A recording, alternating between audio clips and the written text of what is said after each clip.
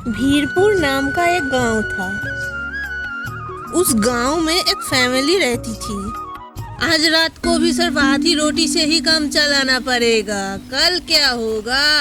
अरे सीता, भगवान पर भरोसा रखो, देखना एक दिन सब बदलेगा। रवि और उसके बेटे एक दिन पार्टी में गया। अरे रवि, तुम पार्टी में चप्पल पहन के आ गए। तुम्हारे जैसे लोगों के लिए यहाँ पर कोई जगह नहीं है। पापा, उन्होंने सबके सामने। बेटा याद रखना, इज्जत पैसों से नहीं नियत से होती है। और वैसे भी ऐसी पार्टी जाके क्या फायदा जहाँ अपनी इज्जत ना हो। चिंटू, तुम तो जीनियस हो बेटा, पर फीस का क्या होगा? अगर तुम्हारे पेरेंट्स ने इस महीने का फीस जमा नहीं किया तो तुम्हें स्कूल से निकाल दिया जाएगा। मम्मी ने कहा है चाहे कुछ भी हो जाए, पर मैं स्कूल नहीं छोड़ूंगा। अरे ओ चिंटू के पापा, चिंटू की टीचर बोल रही थी अगर इस महीने की फीस नहीं दे पाया तो चिंटू को स्कूल से निकाल देंगे। क्या? अरे हाँ, मैं कुछ करता हूँ। कल सुबह ही मैं काम की तलाश में निकलूंगा। सुबह होते ही रवि काम की तलाश में निकल पड़ा था।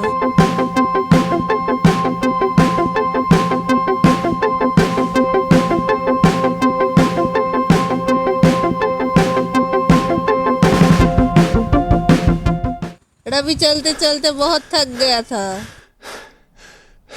तभी उसने देखा एक बूढ़ी औरत उसकी तरफ आ रही थी। वो बूढ़ी औरत रवि के आगे आते ही जमीन पे गिर पड़ा। अरे बूढ़ी माँ, आप ठीक तो है ना?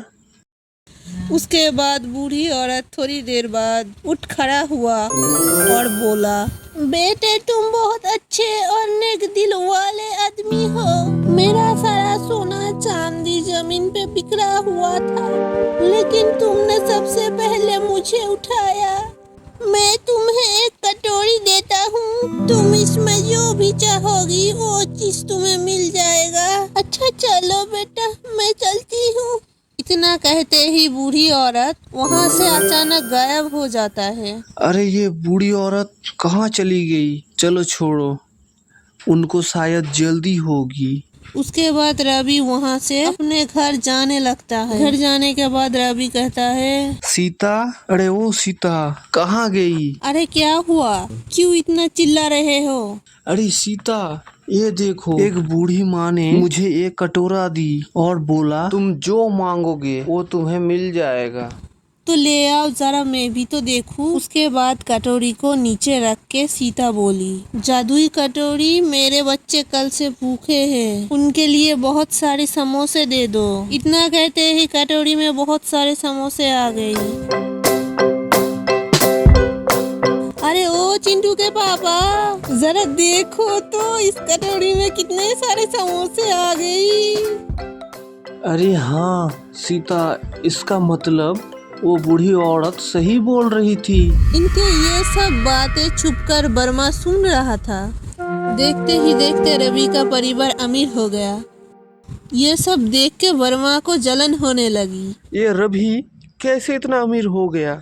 ये सब उस जादुई कटोरी का कमाल है। बर्मा भी उसी रास्ते पे चल पड़ा जहाँ रवि गया था। थोड़ी देर में बर्मा को भी वो बूढ़ी औरत दिखी। वो बूढ़ी औरत आते आते बर्मा के सामने आके गिर पड़ा।